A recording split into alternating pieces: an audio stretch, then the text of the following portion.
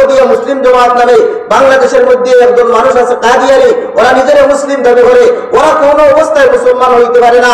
কারণ যারা রাসূল সাল্লাল্লাহু আলাইহি ওয়াসাল্লাম শেষ নবী মানত নাই, এ কোনো সময় মুসলমান হইতে পারতো না।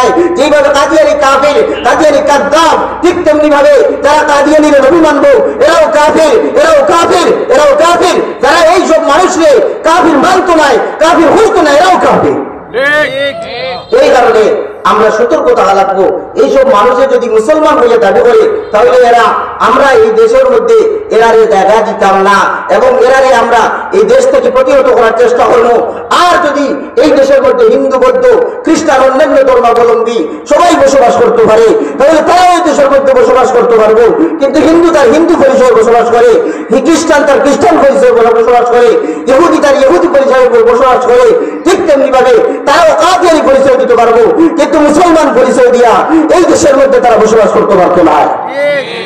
এই কারণে আমরা সরকার বাহাদুরের কাছে সবসময় আমরা ওলামা ইকরামে দাবি করছি যে নবীর পরে নবী নাই, সংসদে আইন চাই। নবীর পরে নবী নাই, সংসদে আইন চাই। আবার ওই নবীর পরে নবী নাই, সংসদে আইন চাই। কাফির কাফির, কাদিয়ানি কাফির, কাফির কাফির, কাদিয়ানি কাফির।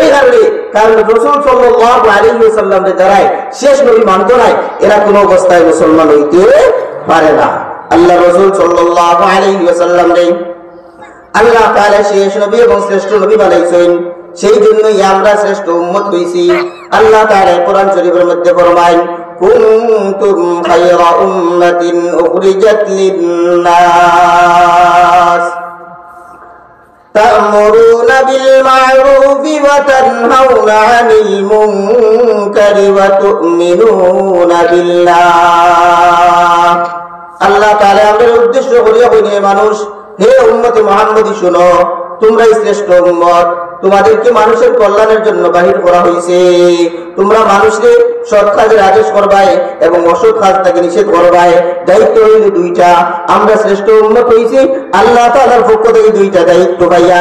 এক নম্বর দায়িত্ব হইল আমরা মানুষকে সৎ পথে আহ্বান করতাম এবং দুই নম্বর দায়িত্ব হইল মানুষকে গুনাহ কাজের মধ্যে দেখলে, অন্যায় কাজের মধ্যে দেখলে তারা প্রতিহত করতাম, ফিরাইয়া রাখতাম।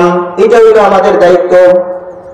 আল্লাহ তাআলা আয়াতের মধ্যে ফরমায় ওয়াল তাকুম মিনকুম উম্মাতুন ইয়াদউনা ইলাল খায়র ওয়া ইয়া'মুরুনা বিল মা'রুফি ওয়া ইয়ানহাউনা 'আনিল মুনকার ওয়া উলাইকা হুমুল মুফলিহুন। আল্লাহ তাআলা ফরমায় মুসলমানদের মধ্যে, মুমিনদের মধ্যে এমন একটা দল থাকা উচিত যারা মানুষকে ভালাই হতে ডাকবো এবং মানুষকে ভালাই হতে ডাকবো, সৎ কাজের আদেশ করবো, অসৎ কাজ থেকে নিষেধ করবো। এটাই এই উম্মতের দায়িত্ব। আল্লাহ তাআলার পক্ষ থেকে এই দায়িত্ব আমাদের দেওয়া হয়েছে। আমরা মানুষকে সঠিক পথে, আমরা মানুষকে সৎ কাজের আদেশ করবো এবং অসৎ কাজ থেকে নিষেধ করবো। এটাই হলো আমাদের দায়িত্ব। আল্লাহ রাসূল সাল্লাল্লাহু আলাইহি ওয়াসাল্লাম ফরমায়, হাদিস শরীফের মধ্যে এসে রাসূল সাল্লাল্লাহু আলাইহি ওয়াসাল্লামে সাহাবায়ে কেরামের উদ্দেশ্য করে ফরমায়, ও আমার সাহাবায়ে কেরাম, যদি আমার পক্ষ থেকে সামান্য কিছু শিখো, একটা আয়াতও যদি শিখো, তাহলে এটা তোমার দায়িত্ব হইল তোমার উপর ভাইকে সেটা পৌঁছাইয়া দিতাই। তাহলে এটা আমাদের দায়িত্ব। আল্লাহ রাসূল সাল্লাল্লাহু আলাইহি ওয়াসাল্লাম ফরমায়, بلغوا عني ولو آية وحدثوا عن بني إسرائيل فمن كذب علي متعمدا فليتبوأ مقعده من النار।